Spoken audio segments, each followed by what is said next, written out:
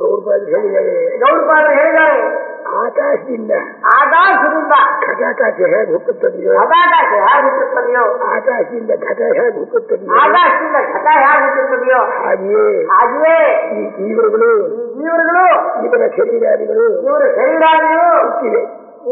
ಅಂದ್ರೆ ಏನು ಅಂದ್ರೆ ಆಕಾಶವಾಗಿದೆ, ಆಕಾಶವೇ ಆಗಿದೆ. ಆದರೆ ಒಂದು ಕಡೆ ಸರಿಯಾಗಿ ತಿಳುವಳಿಕೆಯಿಂದ ನೋಡುವವರಿಗೆ, ಆದ್ರೆ ಒಂದು ಕಡೆಗೆ ಸರಿಯಾಗಿ ತಿಳುವಳಿಕೆಯಿಂದ ನೋಡೋರಿಗೆ ಘಟಾಕಾಶ ಘಟ ಎಂಬ ಉಪಾಧಿ, ಘಟ ಎಂಬ ಉಪಾಧಿ, ಘಟ ಅನ್ನೋದು ಆಕಾಶವೇ, ಘಟ ಎಂಬುದು ಆಕಾಶವೇ, ಘಟಾಕಾಶವೂ ಆಕಾಶವೇ. ಘಟಾಕಾಶವೂ ಆಕಾಶವೇ. ಈ ದೃಷ್ಟಾಂತ ಕೊಟ್ಟಿದ್ದಾರೆ ಅವರು, ದೃಷ್ಟಾಂತ ಕೊಟ್ಟಿದ್ದಾರೆ ಅವರು ಗೌರಪಾದರು. ಅಂದ್ರೆ ಈಗ ನಾವು ಶರೀರಾದಿಗಳಿಂದ ಕೂಡಿಕೊಂಡು ಹುಟ್ಟಿದ್ದೇವಲ್ಲ, ಈ ಹುಟ್ಟಿರ್ತಕ್ಕಂಥ ಶರೀರಗಳು ಎಲ್ಲವೂ ಬ್ರಹ್ಮವೇ, ಅದರೊಳಗಿರ್ತಕ್ಕ ಜೀವರು ಬ್ರಹ್ಮವೇ,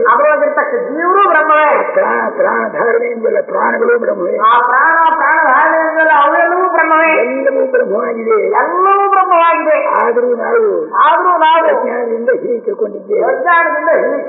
ಯಾರು ನಾವೇ, ನಾನು ಅಂತಂದವನು, ಹುಟ್ಟಿದ್ದೇವೆ. ಹುಟ್ಟು ಸಾವು ತಪ್ಪಿದ್ದಲ್ಲ.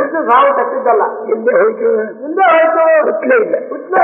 ಅಜಾಯಮಾನೋ ಬಹುಧಾ ವಿಜಾಯತೆ, ಹೇಗೆ ಹೇಳ್ತಾ ಇದೆ, ಹುಟ್ಟೋದೇ ಇಲ್ಲ. ಎಷ್ಟರ ಹುಟ್ಟನ್ನು ನೋಡ್ರಿ, ಬೇರೆ ಬೇರೆ ಥರವಾಗಿ, ಬೇರೆ ಬೇರೆ ಯಕ್ಷರಾಗಿ ರಾಕ್ಷಸರಾಗಿ ಮನುಷ್ಯರಾಗಿ ಕೀಟಗಳಾಗಿ ಕ್ರಿಮಿಗಳಾಗಿ ಹುಟ್ಟಿದ್ದೇನೆ. ಹುಟ್ಟದೇ ಇರ್ತಕ್ಕ ಬ್ರಹ್ಮವು ಈ ರೀತಿ ಒಳಗೆ ಹುಟ್ಟಿದೆ.